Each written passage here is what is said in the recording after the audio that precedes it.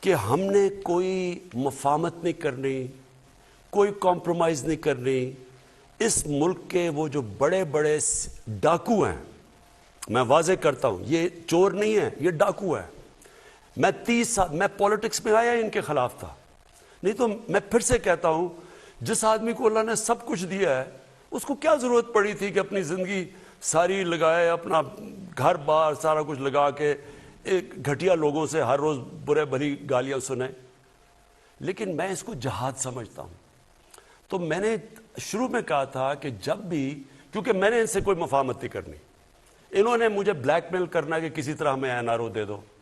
جو جنرل مشرف نے اس ملک کے اوپر سب سے مارشل لاء سے زیادہ اس نے ظلم کیا تھا، ان دو بڑے گھرانوں کو این آر او دے کے، یعنی ان کی چوری معاف کر کے، اور اس قوم نے جو قیمت اٹھائی ہو اس کی ہم آج بھگت رہے ہیں کہ آدھا پیسہ جو ہم اکٹھا کرتے ہیں ٹیکس سے، وہ آدھا پیسہ چلا جاتا ہے ان کے لیے وہ قرضوں کی قسطوں کے اوپر۔ تو ملک چلائیں کیسے کہ لوگوں کے کیسے تعلیم دیں، صحت دیں، سٹرکچر ٹھیک کریں، کیسے کریں، جبکہ آدھا پیسہ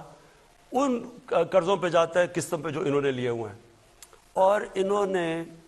جس طرح بے دردی سے 10 سالوں میں، کیونکہ ان کو این آر او مل گیا تھا، اپنا نیب ان کے بٹھا دیا، جس طرح انہوں نے اس ملک سے کیا ہے،